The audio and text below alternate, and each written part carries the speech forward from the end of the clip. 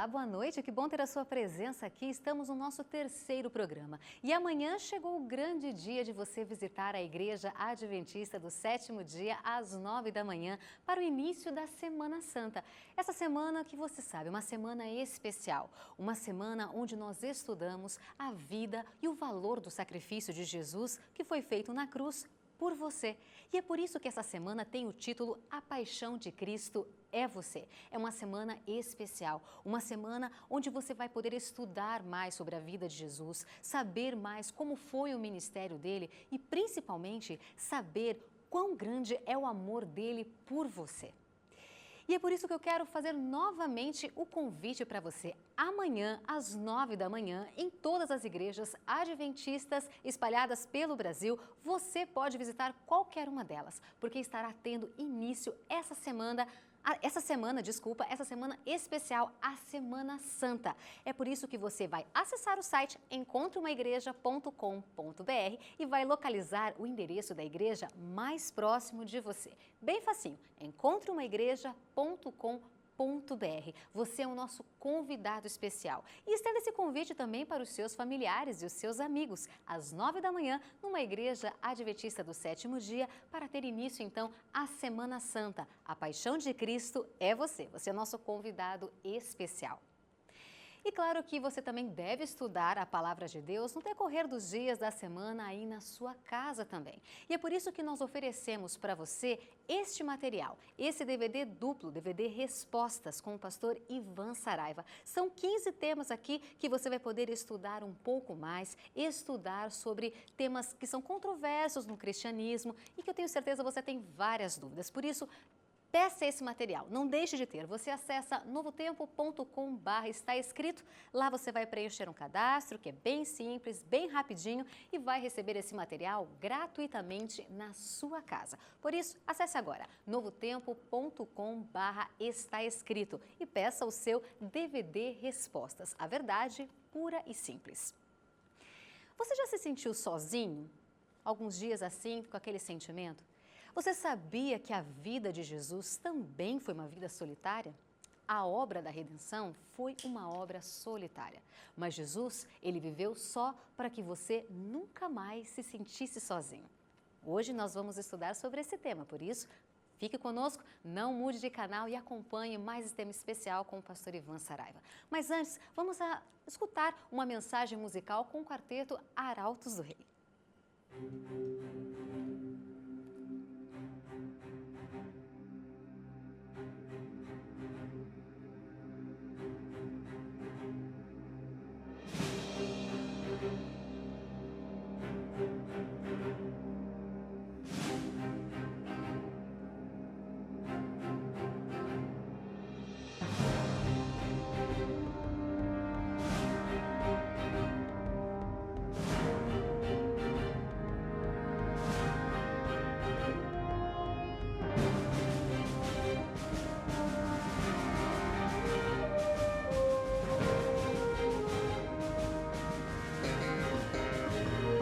A seara está madura, o verão já terminou. Cristo tem na mão a foice, o fim chegou.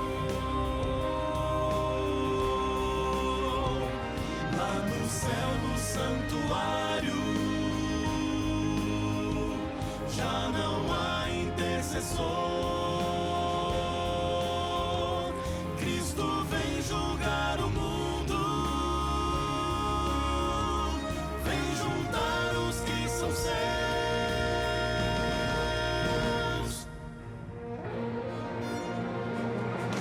Breve virá, breve virá. Jesus voltará.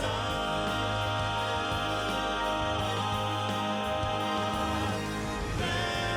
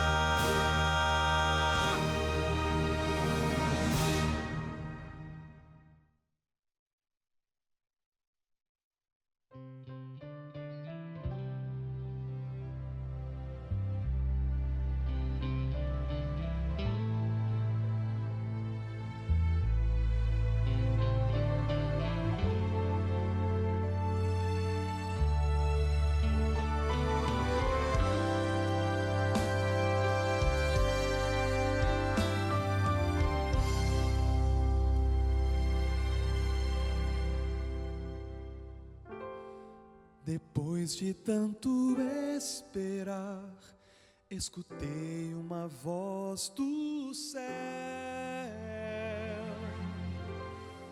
tão forte como um trovão, como águas a jorrar.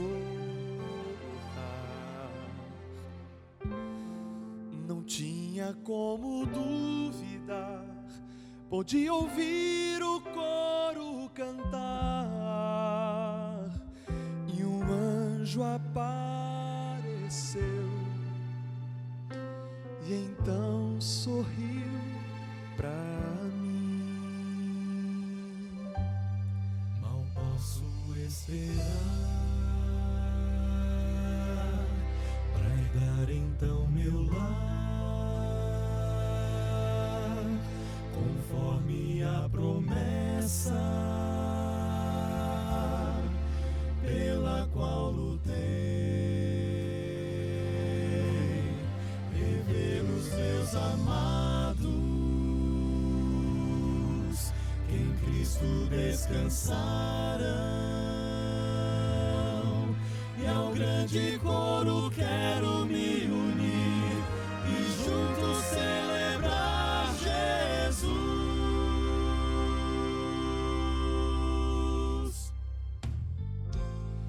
Não posso nem acreditar que meus olhos podem ver a glória do Senhor Jesus, a estrela da manhã.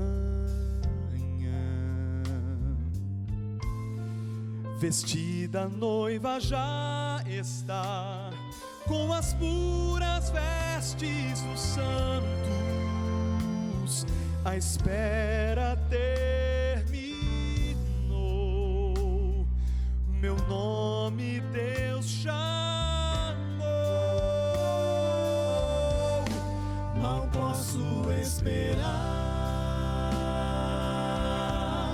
pra entrar então meu lar, conforme a promessa pela qual lutei, rever os meus amados que em Cristo descansarão, e ao grande coro quero me unir e juntos celebrar Jesus. Então vou abraçar e estar juntinho aos meus,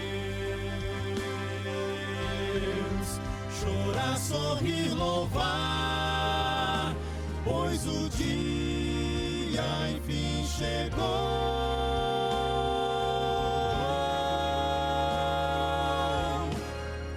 Mal posso esperar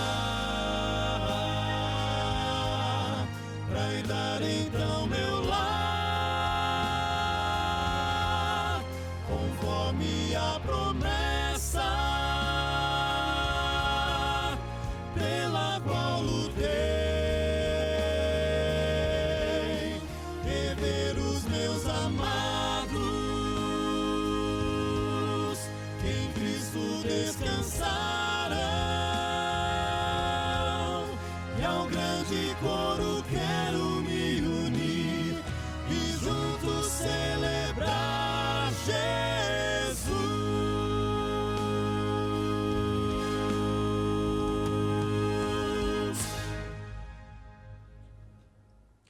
Tudo o que nós desejamos é que verdadeiramente esse dia chegue.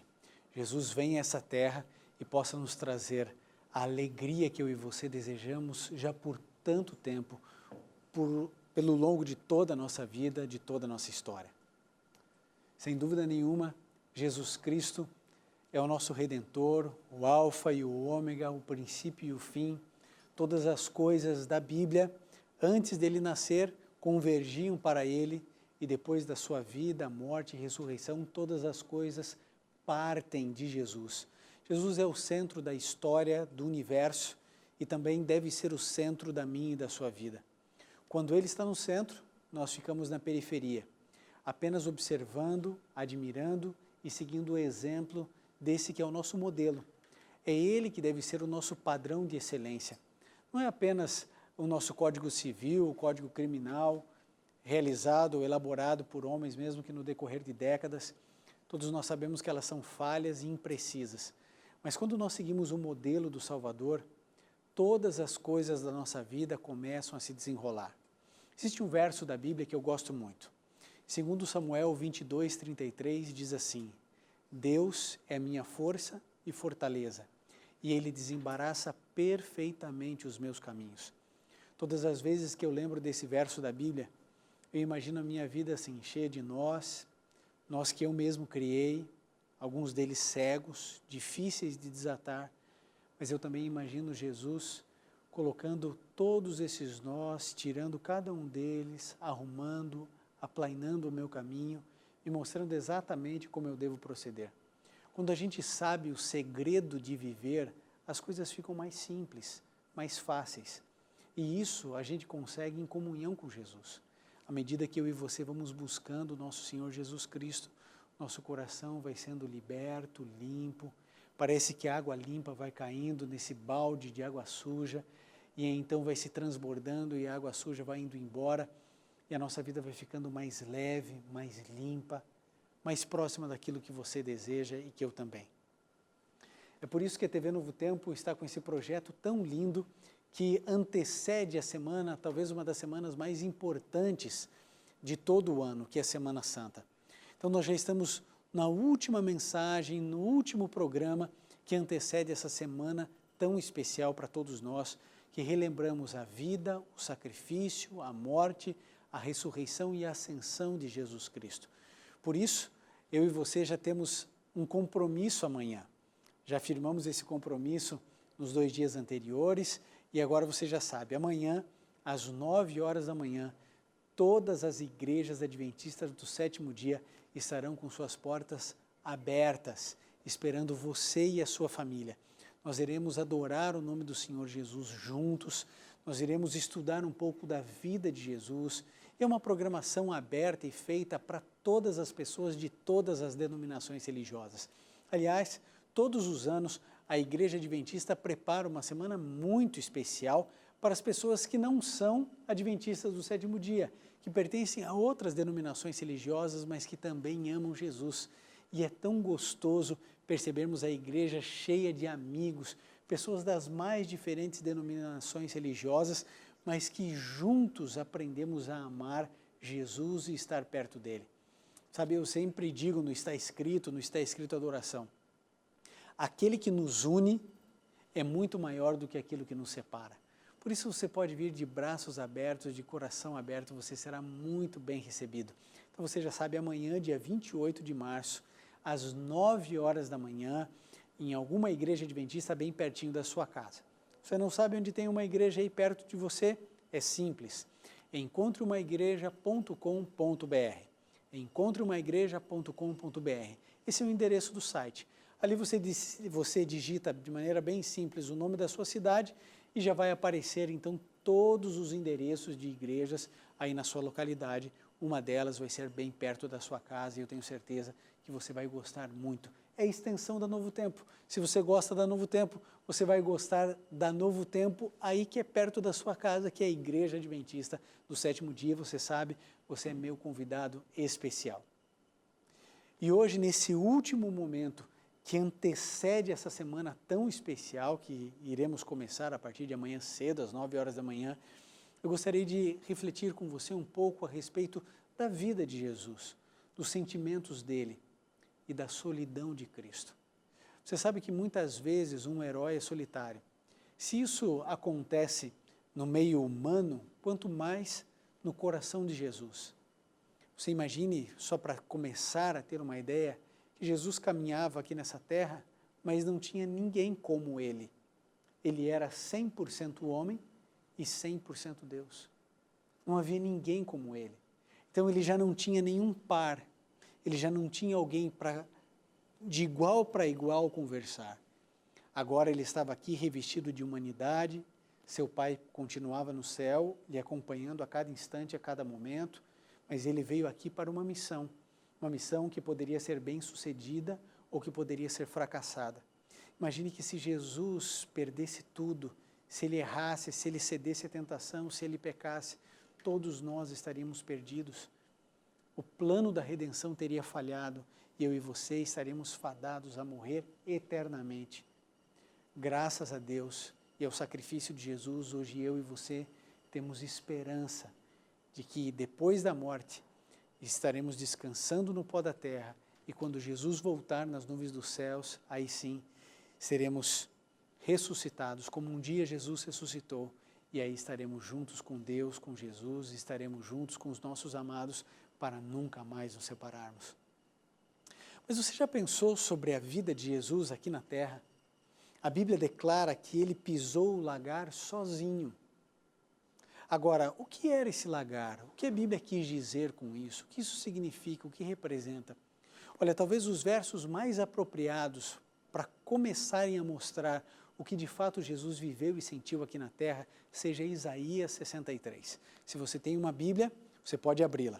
Você sabe que nós aqui da Novo Tempo sempre iremos incentivar você não apenas a ter uma Bíblia, mas a estudar, a ler, a conhecer cada vez mais a Bíblia e a sua palavra. Isaías 63, a partir do verso 1, nós lemos o seguinte: Quem é este que vem de Edom, de bossa, com as vestes tintas de escarlate? Quem é este vestido de esplendor que marcha na grandeza da sua força? Sou eu que falo em retidão, poderoso para salvar. Porque estão vermelhas as tuas vestes como os trajes daqueles que pisam no lagar? Eu sozinho pisei no lagar. Dos povos ninguém houve comigo. Pisei-os na minha ira e os esmaguei no meu furor. O seu sangue salpicou as minhas vestes e manchei toda a minha roupa. Querido, o que nós encontramos aqui é uma teofania. Isaías está tendo uma visão. E para você entender o contexto e o que isso tem a ver com Jesus e com sua vida aqui, você precisa entender todo o contexto e o que está acontecendo. Aparentemente, a gente não entende o que Isaías está querendo dizer, mas você vai descobrir que fala exatamente a respeito de Jesus. A primeira coisa que você precisa lembrar era quem eram os edomitas e o que era Edom. Os edomitas, eles eram parentes do povo de Israel.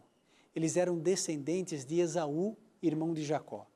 Os edomitas se demonstraram um dos povos que mais perpetuou a inimizade junto ao povo de Israel. Quando o povo de Israel se libertou do Egito pelo poder de uma mão, de uma destra firme, da destra de Deus e sob a orientação de Moisés, o livro de Êxodo, ele vai relatando o desejo de Israel de passar pelas terras dos edomitas, mas eles negaram isso ao povo de Israel, porque eram inimigos do povo de Deus desde aquela época. E eles então tiveram que dar uma volta e aí então encontraram a barreira do Mar Vermelho. Historicamente, os edomitas sempre trouxeram problemas ao povo de Israel. Os edomitas, eles historicamente também nunca foram derrotados em nenhuma guerra, em nenhuma batalha, em situação alguma. Nunca haviam sido derrotados. A única vez que eles foram derrotados, eles foram dizimados.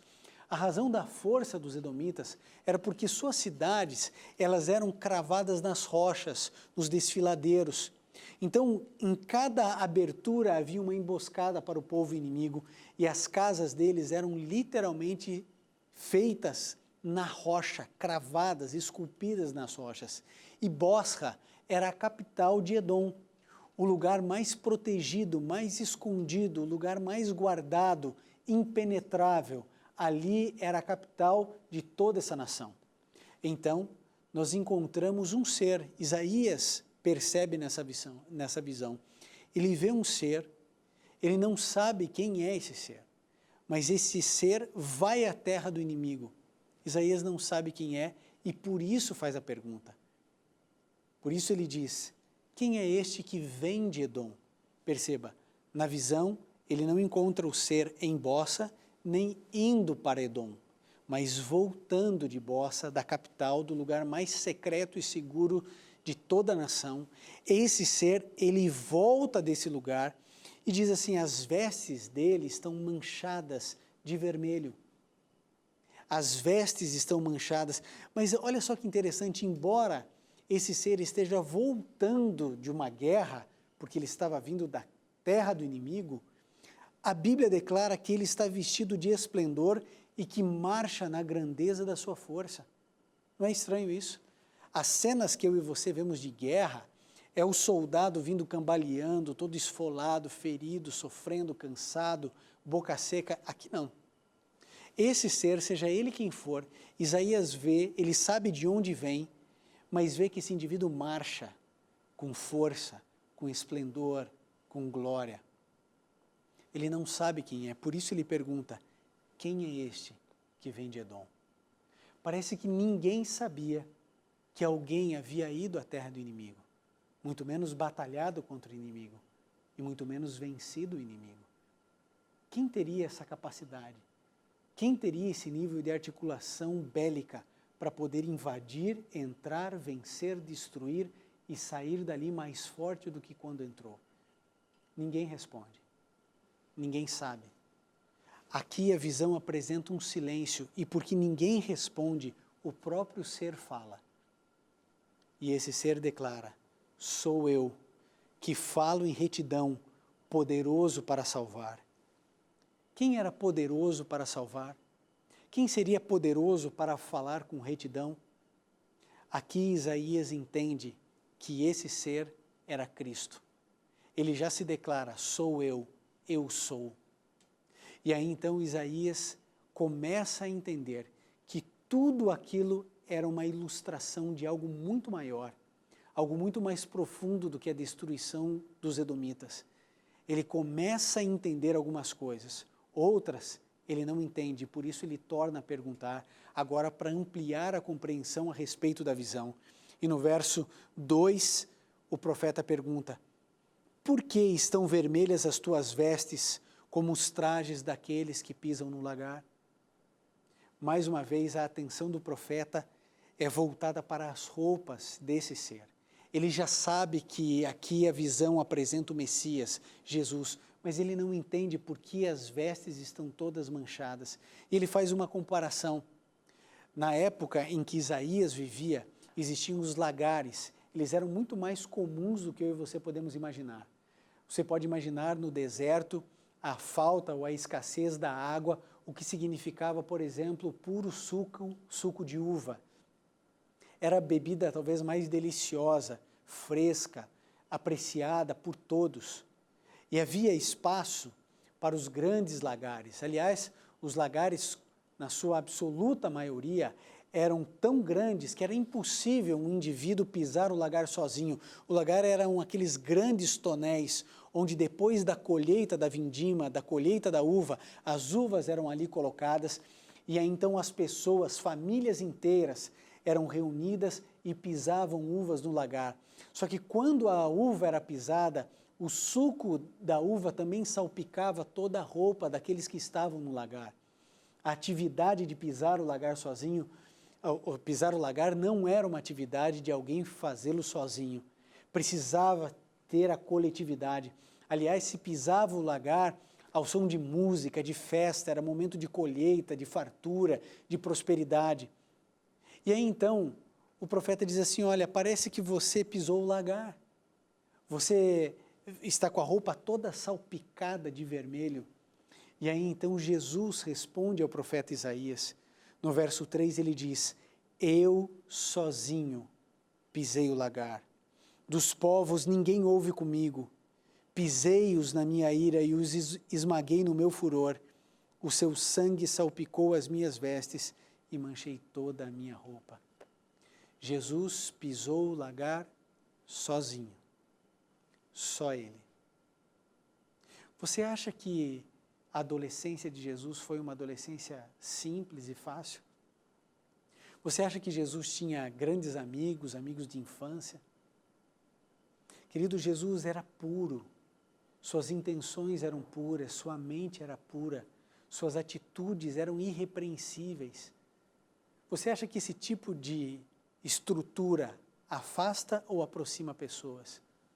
Talvez em algum momento, em uma situação, possa aproximar, Mas na fase da juventude, na fase da adolescência, você pode ter certeza que muito mais afasta do que aproxima. Eu me lembro de ter assistido um filme que consegue talvez retratar, obviamente que é apenas uma ilustração, uma ficção, não há nenhum relato bíblico a respeito disso, mas que consegue traduzir o que eu quero dizer para você nesse momento. Esse filme mostra Jesus pequeno. Ele deveria ter ali seus 10, 11 anos. E Jesus está caminhando ali nas vielas de Nazaré. E de repente, entrando em um beco, ele vê um grupo de meninos batendo em outro garoto. E sabe o que Jesus, menino, faz? Ele vê o menino no chão, corre para levantar o menino, levanta o menino, a boca do menino está sangrando. No filme, Jesus passa a mão na boca do menino e o sangue desaparece. Parece que a dor também vai embora e o olhar do menino se enche de alegria e de esperança. Logo o olhar do menino se perde ao ver o ódio dos outros garotos e ele sai correndo. E agora a raiva dos outros meninos, das outras crianças se volta para Jesus. E aí então eles começam a bater em Jesus. E Jesus cai. Quando Jesus cai, os meninos se afastam, Jesus calmamente se levanta e fica em pé diante deles mais uma vez. Já com o cabelo desarrumado, desalinhado, já com poeira no corpo, Jesus continua olhando para eles. O interessante da cena desse filme é que o olhar de Jesus é um olhar puro, meigo, de amor para com aqueles meninos. E o olhar deles é um olhar de raiva e ódio. Eles tornam a avançar sobre Jesus e continuam batendo no menino Jesus, que torna a cair. Eles param de bater novamente. Jesus se levanta, sacode um pouco a poeira e continua olhando com amor. Aqueles garotos continuam com ódio no olhar e avançam de novo a Jesus e batem, só que agora batem com muito mais força. Jesus cai no chão e eles vêm e chutam Jesus de todos os jeitos. Quando eles resolvem parar de bater, Jesus levanta pela terceira vez. Jesus agora está sangrando. Jesus levanta e torna a olhar os garotos com o mesmo amor, com a mesma paixão. E pela primeira vez, aqueles meninos se constrangem, porque veem que nada resolve, e eles saem correndo. Jesus, menino, mais uma vez tenta tirar a poeira, não opera um milagre em si, tirando o seu sangue, não faz isso. E a câmera vai se afastando de Jesus, e Jesus de cabeça baixa vai caminhando. O que ninguém sabe, aqueles que estão assistindo a cena, é que alguém observava Jesus. Maria olhava tudo de longe, sem interferir em nada. Maria está olhando e chorando, as lágrimas descendo, e ela vê Jesus passar, até a hora que Jesus levanta a cabecinha e vê a sua mãe. E então ele corre para a mãe, abraça Maria. Ele não deve chegar muito mais alto do que a cintura de Maria. Ele abraça a sua mãe, chora, chora, chora, e o silêncio é quebrado quando ele olha para a mãe e diz assim: mãe, por que eu sou diferente de todo mundo? Mãe, por que eu não tenho amigos? Mãe, por que eu penso diferente de todas as outras pessoas? Ninguém me entende, mãe. Ninguém me entende. E Maria não faz nada a não ser chorar com Jesus. Às vezes nós pensamos, imaginamos ou deduzimos que Jesus pisou o lagar apenas no Calvário, que apenas a cruz foi um lugar de trevas e solidão, mas não. Toda a vida de Jesus foi uma vida solitária. E sabe por que ele foi sozinho? Para que nunca mais ninguém precisasse ser. Nunca mais. Há um tempo eu li a reportagem de um indivíduo que mora sozinho há 37 anos em uma ilha. 37 anos. Não é que ele não vê pessoas há 37 anos, ele cuida de uma ilha. Ele é o zelador da ilha, há 37 anos. Mas a reportagem ele dizia que ele já passou mais de 45 dias sem ver nenhum outro ser humano. E que isso era mais comum do que nós, leitores ali, podíamos imaginar. O indivíduo sozinho em uma ilha, 37 anos. Porém, ele nunca se sentiu só. Você entende que existe diferença entre solidão e solitude? Solitude é quando você escolhe estar sozinho. Nós homens entendemos bem isso. É quando a gente vai para a nossa caverna e a gente precisa ficar lá, sem falar com ninguém, e a gente se resolve internamente quando a gente tem esse período. Isso é solitude. Jesus teve o seu momento, os seus momentos de solitude, mas ele também teve os seus momentos de solidão. Solidão profunda. Não existir ninguém capaz de acomodá-lo, de cuidar dele. Você se lembra na quinta-feira que antecedeu a morte de Jesus? Ele chama Pedro, Tiago e João para que fosse um pouquinho mais retirado, em um lugar mais solitário no jardim do Getsemane. E ele diz assim, olha, eu vou me retirar e eu preciso que vocês fiquem aqui orando por mim. Jesus estava clamando por simpatia. Ele precisava de um ombro amigo, ele precisava de apoio, era um momento crucial na vida dele, a ponto dele suar gotas de sangue. Só que por 3 vezes Jesus pediu para que eles permanecessem em vigília e em oração. E por 3 vezes Jesus encontrou os seus discípulos dormindo. Dormindo. Interessante isso. Quando Jesus precisa de nós, parece que a gente dorme. Parece que nos é dado um sonífero poderoso e nós simplesmente descartamos Jesus da nossa existência. E Jesus continua só. Agora, a solidão profunda de Jesus, uma solidão tão profunda e densa que a gente poderia cortar com uma faca, a cada minuto da vida de Cristo, a solidão persistia.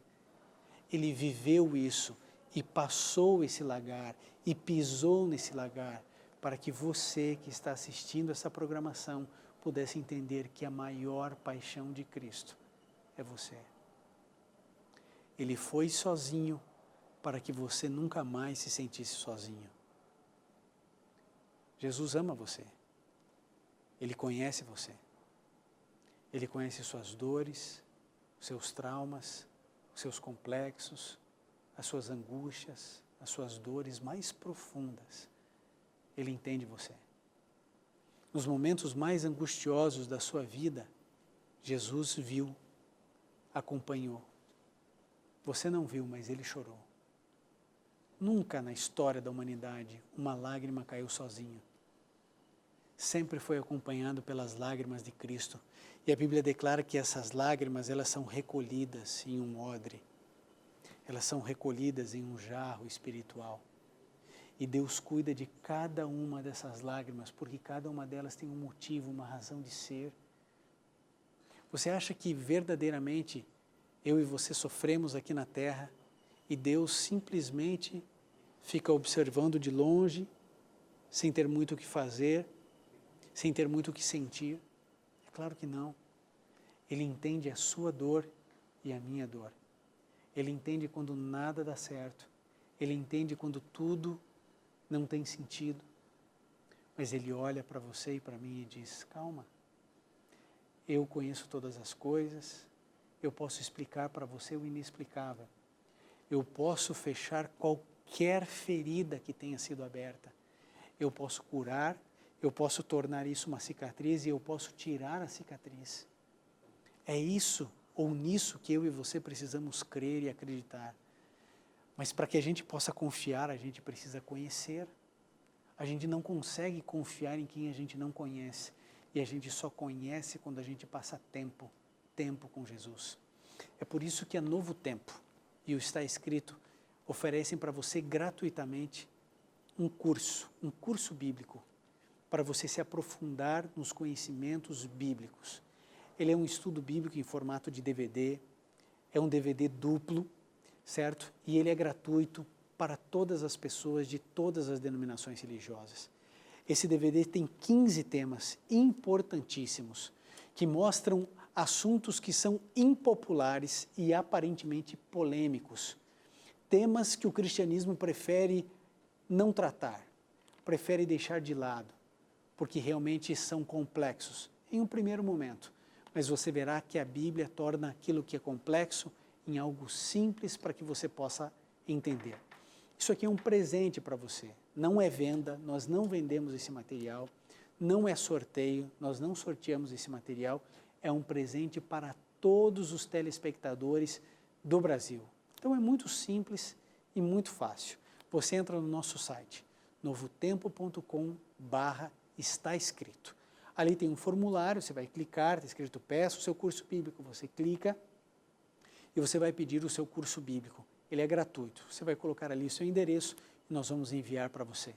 Interessante, uma televisão que se preocupa em doar, dar salvação às pessoas. Não é venda, não é troca, não é escambo, nós entregamos e doamos. Sabe, ao longo do meu ministério, viajando com o Quarteto Arautos do Rei, de vez em quando alguém diz assim, olha pastor, eu pedi só para ter certeza, só para ver se era verdade que a gente ia receber isso.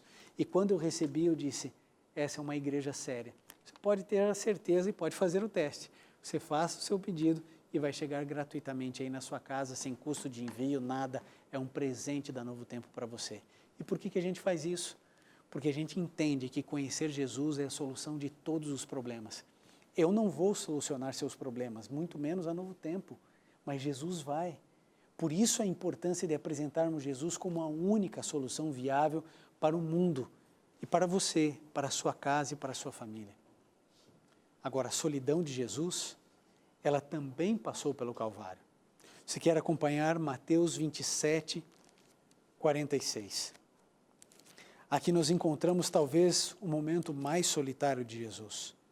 Mateus 27, o verso 46. A Bíblia declara o seguinte, por volta da hora 9, exclamou Jesus em alta voz, Eli, Eli, lema sabachthani, que quer dizer, Deus meu, por que me desamparaste? Esse foi o horário mais triste da vida de Jesus aqui na terra, superando o Getsêmani, superando os escárnios, o espancamento, a coroa de espinhos, superando tudo. Esse é o momento onde Jesus tem a mais plena convicção de que está só, porque o Pai, nesse momento, dá as costas para Jesus. Tem ideia do que é isso? O que Jesus declara aqui, Deus meu, por que me desamparaste, não foi apenas um sentimento ou uma percepção de Jesus. Foi muito mais do que isso, muito mais profundo do que isso. De fato, Ele carregava sobre si todos os nossos pecados. Os seus pecados e os meus pecados estavam todos naquele momento sobre Jesus. E como os pecados fazem separação entre nós e o nosso Deus, os nossos pecados estavam fazendo separação entre o Pai e o Filho. E pela primeira vez, Jesus sente o desagrado do Pai. Jesus sentiu o que os ímpios irão sentir quando serão destruídos. Porque quando Jesus morre, querido, ele morre a segunda morte, ele morre a morte eterna. O que toda a raça humana passa e vive é a morte do sono, é a primeira morte. A morte eterna é a segunda morte. Jesus morre a morte eterna, porque ele precisava nos salvar da morte eterna. E aí então ele recebeu todo o desagravo do Pai, toda a desaprovação do Pai em função dos pecados. Nesse momento, os anjos que gostariam de ajudá-lo, de socorrê-lo, são impedidos, as trevas físicas acontecem, o sol deixa de dar seu brilho, os rios param de correr, as aves param de cantar, as pessoas entram em silêncio e em pavor. Jesus está mais do que nunca sozinho, pisando profundamente o seu lagar. Nessa angústia de alma, nessa solidão tremenda, recebendo todos os pecados de todos os seres humanos, de todas as eras e toda a sua culpa em um único momento, o coração de Jesus se rompe, explode de dor, solidão, desaprovação do Pai, não pelo seu sacrifício, mas porque agora ele literalmente carregava sobre si as nossas dores, as nossas iniquidades, ele carregou naquele mesmo momento. Você entende por que Jesus foi tão só? Como ele viveu e como ele pisou esse lagar sozinho? Agora você imagine a dor do Pai, porque Deus tinha autoridade de tirar Jesus dali, tinha o poder de tirar Jesus dali. Um pensamento de Deus e toda a legião de anjos do céu estaria ali para socorrer Cristo, para destruir, para matar qualquer ser humano que estivesse perto. No entanto, Deus se resignou ao plano que Ele mesmo forjou. Ele permite que o seu Filho morra e morra eternamente, até que Ele mesmo restaure a sua própria vida. Tudo isso aconteceu para que você tivesse esperança, para que você entendesse que a razão do amor de Deus é a sua família, é a sua casa, é o seu lar. Sabe o que é mais curioso de tudo isso? É que Jesus não foi nada original. Quando Jesus usa essa expressão Eli, Eli, lema sabachthani, quando ele usa essa frase, Deus meu, por que me desamparaste? Ele faz uma ponte com o Salmo 22, o verso 1. Ali, no Salmo 22, no verso 1, nós lemos exatamente isso. Deus meu, por que me desamparaste? Eu não sei se você conhece o Salmo 22, mas todo o Salmo 22 é a profecia de Jesus morrendo na cruz do Calvário. Jesus usa o Antigo Testamento, o Salmo de Davi, e em certo sentido, naquele momento, Davi estava ali. Porque o mesmo Espírito Santo que tocou no coração de Davi para que escrevesse aquelas frases, tocava agora na mente e no coração de Jesus, para que ele pudesse fazer essa ponte e mostrar para todos nós que tudo o que estava acontecendo estava predito, escrito. Jesus não foi assassinado. Não foram os judeus que mataram Jesus, muito menos os romanos. Ele entregou a sua vida. Tudo o que aconteceu na vida de Jesus havia sido profetizado, mostrando a você e a mim que Ele está no comando de tudo, no comando da vida de todas as pessoas. E Ele quer comandar a sua existência também. Mas você precisa deixar. Você precisa falar, Senhor, toma conta da minha vida, até agora eu só errei, até agora eu só sofri. Por favor, Jesus, muda a minha maneira de entender as coisas. Eu quero que o meu coração pertença ao Senhor. Eu quero que a Tua graça inunde a minha vida. Eu sei que ainda existe graça, eu sei que ainda existe chance de salvação, de redenção, de perdão. Eu sei disso, eu sinto que ainda há chance para mim. Mas, por favor, Jesus, se eu continuar nesse caminho, eu vou continuar sofrendo. Eu quero e eu preciso de uma nova chance. Eu preciso começar de novo. O Senhor pode zerar o meu cronômetro. O Senhor pode me ajudar a caminhar de um jeito diferente. Se eu precisar trocar de caminho, eu troco. Se eu precisar mudar a minha maneira de andar, eu mudo. Mas eu quero e eu preciso da Tua ajuda. Será que é isso que você quer dizer a Jesus? Você precisa dizer isso a Ele? Você tem no coração o desejo de ter a sua vida transformada? Você quer ser mais feliz? Você quer ter paz no coração? Você quer uma vida de paz, de harmonia, de felicidade? Você quer herdar a vida eterna? Você quer que de fato Jesus tome conta da sua existência? Então você precisa dizer isso a Ele. Pegue a sua Bíblia, ore mais a Deus, passe mais tempo com a Bíblia, lendo, estudando, entendendo. Sabe o que Jesus Cristo disse quando veio aqui a essa terra? Ele disse assim, examinai as Escrituras, porque julgais ter nelas a vida eterna e são elas que de mim testificam. João 5,39. Então, eu acho que se essa é a orientação de Cristo, você pode fazer, sem medo de errar, sem preocupação. Examine a Bíblia, estude a Bíblia, Como que a gente estuda a Bíblia? Talvez você diga assim, mas pastor, eu não sei nem por onde começar. Eu começo pelo Antigo, pelo Novo Testamento. A minha Bíblia, as páginas são até grudadas assim ainda, porque eu não tenho uso. Pastor, o que eu faço? Você precisa de ajuda? Então eu convido você, querido, amanhã, às 9h da manhã, todas as igrejas adventistas do 7º dia estarão abertas, esperando você. Não importa onde você viva, não importa onde more. Nós estaremos ali para estudarmos a vida de Jesus. E você é a minha convidada especial. Minha convidada especial.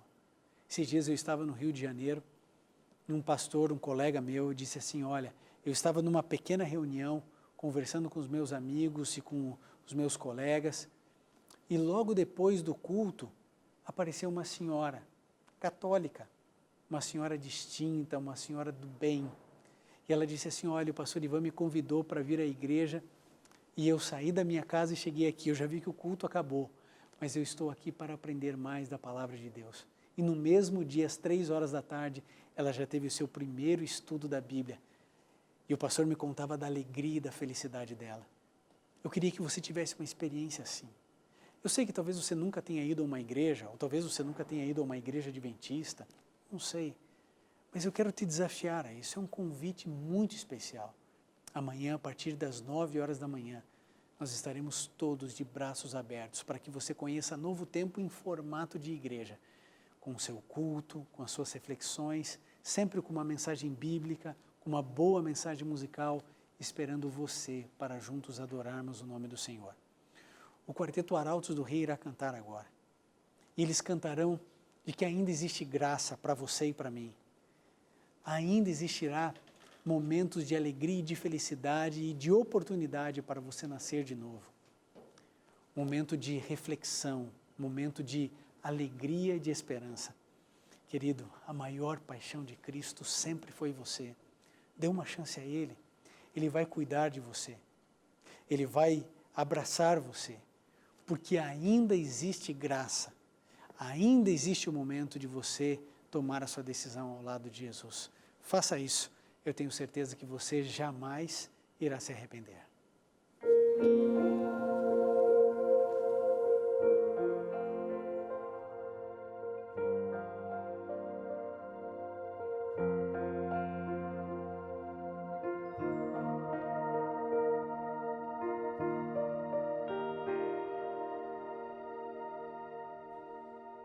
No céu há uma porta que ainda está aberta pelo intercessor,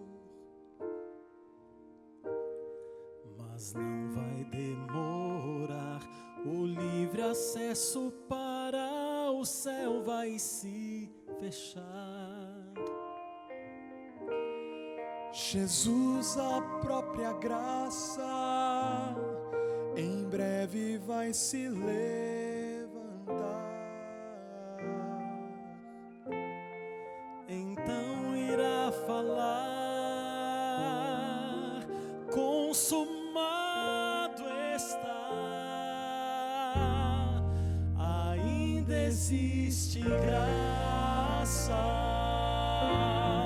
ainda existe salvação. Só pela intercessão no céu, a porta não fechou. A porta não fechou. Jesus no santuário está e espera a sua decisão, pois breve o conflito findará e o céu selado estará.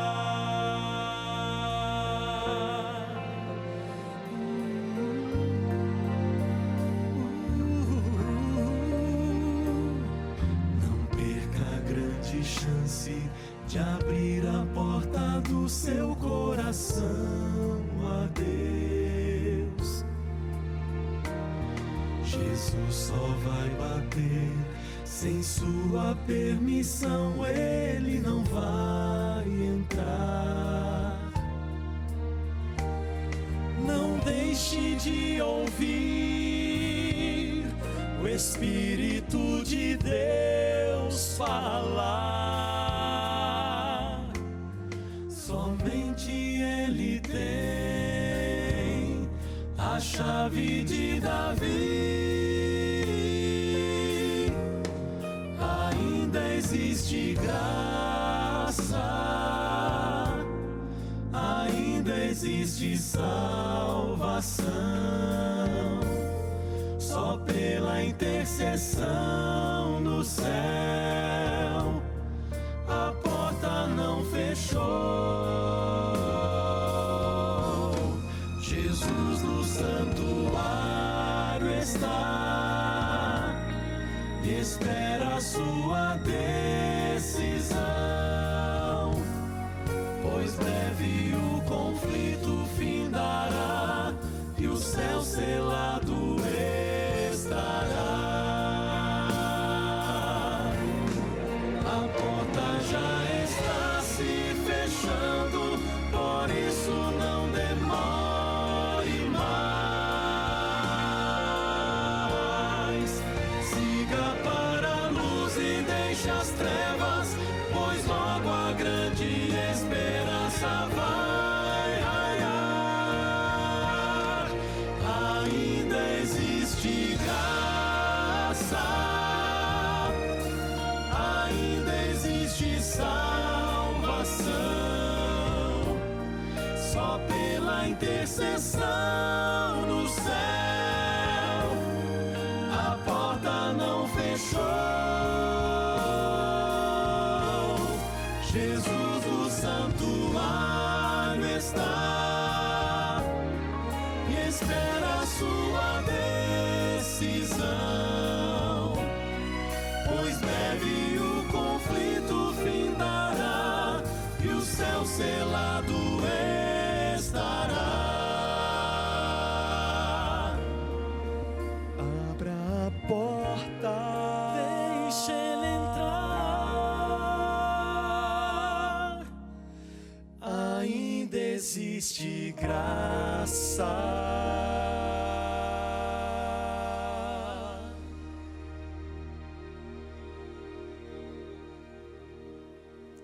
Ainda existe graça para você e para mim, para todos nós. Ainda existe oportunidade de salvação. Só que a graça, ela não permanecerá franca a todos todo o tempo. Imediatamente antes de Jesus voltar a essa terra, um pouco antes dele voltar, a porta da graça se fechará. O justo continuará fazendo aquilo que é reto e correto. O ímpio continuará em seus pecados. Nesse momento, tudo estará definido. Nós não estaremos mais preocupados com o nome de placa de igreja. Existirão pessoas salvas e pessoas perdidas.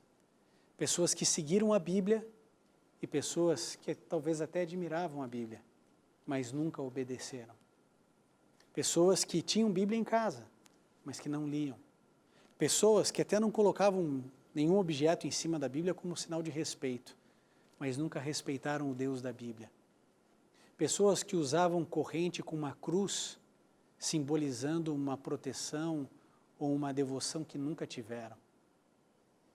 Querido, muito mais do que fazer o sinal da cruz ao passar diante de uma igreja, você precisa ter a cruz de Cristo dentro do seu coração. Você precisa respeitar o teu Criador e entender que Ele ama você, é apaixonado por você, cuida de você, mas Ele é Deus. E Ele sabe exatamente o que é melhor para você. E às vezes, aquilo que Ele deseja não é o que você almeja. Mas quando nós entendemos que Ele passou a solidão, que Ele pisou o lagar sozinho, que Ele morreu, ressuscitou, fez tudo por amor a nós, esse amor deveria nos constranger. Esse amor deveria mexer comigo e com você de tal maneira e deveria nos impedir de fazer algumas coisas e nos motivar a fazer outras. Esse amor deveria penetrar agora na sua vida e arrancar você de onde você está e mostrar para você um caminho melhor. Talvez seja um caminho aparentemente mais simples, talvez não seja tão florido, talvez esse caminho machuque os seus pés, Talvez esse caminho sangre você. Mas, querido, não é questão de optar entre o melhor ou o pior caminho. A questão é que só existe um caminho, um único caminho para o Pai, para Deus. Esse caminho é Jesus. Por isso, o nosso apelo, para que você vá a uma igreja, para que você estude a Bíblia. Por isso, o convite constante aqui na Novo Tempo, para você se dedicar à leitura desse livro, porque esse livro vai mostrar para você exatamente o caminho que você e sua família devem seguir. Querido, na próxima semana, o mundo cristão vai parar. Vão relembrar um monte de coisas. Você verá pessoas falando, os artigos na internet, na televisão, rádio. Mas tudo isso não tem sentido se Jesus não estiver dentro do seu e do meu coração. Se de fato não estivermos passando tempo com o Senhor Jesus. Passe tempo com Ele. Eu tenho certeza que você será feliz. Se puder, feche seus olhos, curve sua fronte e vamos juntos orar. Querido Pai, nós te agradecemos porque Jesus veio a essa terra e pisou o lagar. Sofreu o nosso sofrimento, recebeu a paga pelos nossos pecados, morreu no nosso lugar e nos oferece vida e vida eterna. Nós te agradecemos e pedimos que esse sacrifício seja válido na vida de todos nós. Por isso entregamos nosso coração, nossa mente, nossos pensamentos, intenções, palavras e ações, para que o Senhor nos molde segundo a tua santa e boa vontade, em nome e por amor de Jesus. Amém.